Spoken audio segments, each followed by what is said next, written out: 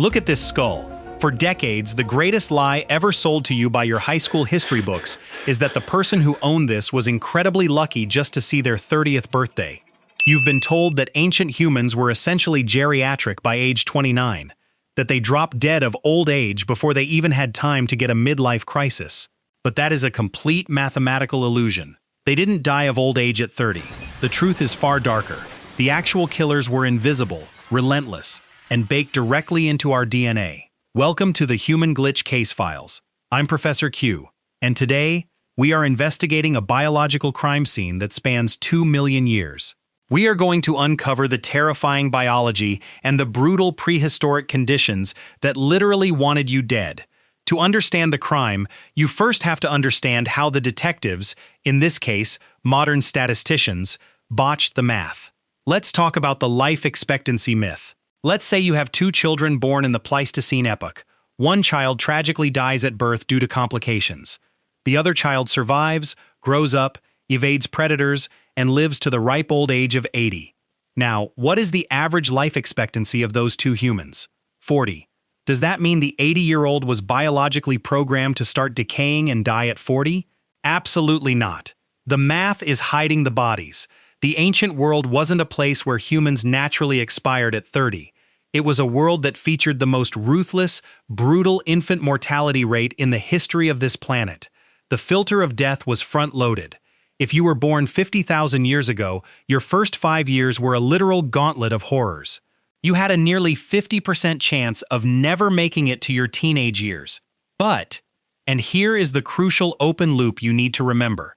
If you managed to survive past age 15, your biology didn't just give up. You had a massively high probability of living into your 60s, or even your 70s. So if age wasn't killing them, what was? Let's open the first file on nature's hit list.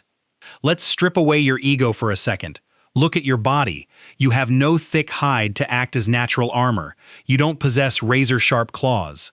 Your teeth are embarrassingly dull, barely capable of tearing through a tough piece of steak, let alone the hide of a woolly rhino. In the grand arena of prehistoric Earth, you were essentially a slow-moving, soft-tissued meat sack packed with high-calorie marrow. You were hunted. Not occasionally, constantly. We often picture ancient humans as the apex predators, standing proudly atop a mountain of mammoth bones. But for the vast majority of our history, we were the prey. We were on the menu for the Smilodon, the massive short-faced bear, and pack-hunting direwolves. Look at this femur from a hominid discovered in a cave.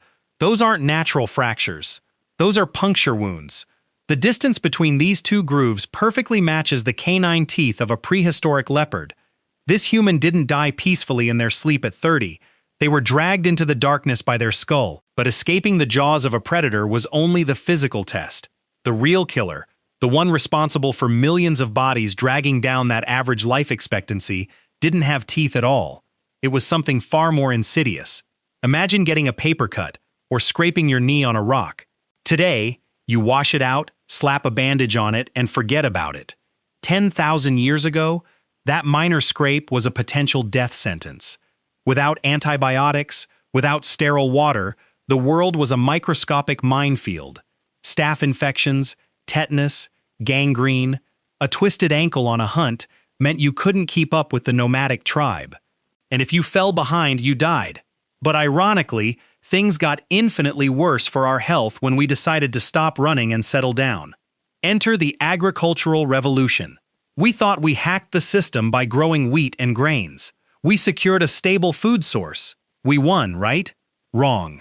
We triggered a biological catastrophe, the dental doom. Human biology was not designed to process massive amounts of sticky, starchy carbohydrates. As our ancestors shifted from a varied hunter-gatherer diet to eating essentially nothing but early bread and gruel, bacteria in their mouths threw a massive destructive party. Massive cavities formed.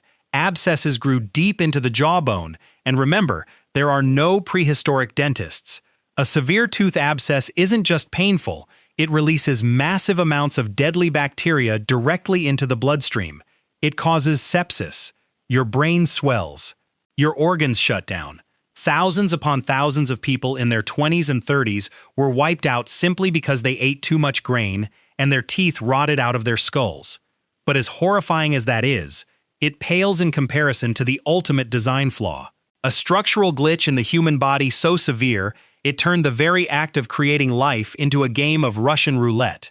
In our next file, we are going to look at the bipedal curse. Why standing up on two legs almost drove our entire species to extinction. When our ancestors made the monumental decision to stand up and walk on two legs, they essentially made a deal with the biological devil. Bipedalism was a superpower. It freed our hands to craft weapons, allowed us to see over the tall savanna grass, and made us the most relentless distance runners on the planet. But it came with a catastrophic design flaw. To support the mechanics of upright walking, the human pelvis had to drastically narrow. But at the exact same time in our evolutionary history, our brains were rapidly expanding. We were evolving massive, highly complex skulls. You see the problem. A massive, growing skull trying to pass through a fundamentally compromised, narrowed birth canal. It's an evolutionary traffic jam, and the toll it took was absolute carnage. The leading cause of death for a vast portion of ancient humanity wasn't a saber-toothed cat. It wasn't a warring tribe. It was childbirth. For millions of years, bringing a new human into the world was essentially a game of biological Russian roulette. Countless women in their late teens and 20s died in unimaginable agony due to obstructed labor, massive hemorrhaging, or postpartum infections. When statisticians look at the data, this massive wave of maternal and infant mortality acts like an anchor, dragging the average life expectancy down into the 20s and 30s. It wasn't an expiration date. It was a structural glitch in our own anatomy. But here is the greatest plot twist in human history. What about the ones who made it? The ones who dodged the predators, survived the microscopic minefield of bacteria, and beat the anatomical nightmare of reproduction. If you passed the brutal entrance exams of prehistoric life and made it to 35, your biology didn't suddenly shut down. You had a massively high probability of living into your 60s, 70s, or even 80s. You became something vital. You became an elder. In modern times, we have Google. We have libraries. In the Pleistocene, the survival of an entire tribe depended entirely on the memory of the oldest person in the room. This is known in biology as the grandmother hypothesis. Humans are one of the very few species on Earth where females live decades beyond their reproductive years. Why? Because an elder was the ultimate cheat code. When a once-in-a-generation drought hit, it was the 70-year-old grandmother who remembered where the hidden underground springs were. When a strange disease swept through the camp, it was the 65-year-old grandfather who knew which specific tree bark would bring down a fever and which one would stop your heart. They were living, breathing hard drives of survival data. Without them, we would have gone extinct. The idea that ancient humans were biologically programmed to die at 30 is a statistical ghost. It's a myth that blinds us to the terrifying, brutal reality of what it actually took to survive. Life expectancy wasn't a timer ticking down. It was a hyper-lethal obstacle course. Every single one of your ancestors had to beat mathematically impossible odds. They had to outrun apex predators, survive a microscopic minefield of bacteria without modern medicine, and conquer the anatomical nightmare of human birth. The fact that any of them made it through the human glitch to become the elders who guided us here is nothing short of a biological miracle. You need to remember this the next time you feel weak. You are not fragile. You are the direct descendant of the absolute most resilient, unkillable survivors this planet has ever produced.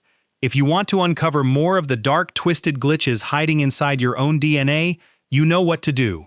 Hit that subscribe button, join the lab, and before you go, tell me in the comments down below, if you were dropped into the Pleistocene epoch tomorrow with nothing but the clothes on your back, realistically, how many days do you think you'd survive? Be honest. I'll be reviewing your case files in the comments.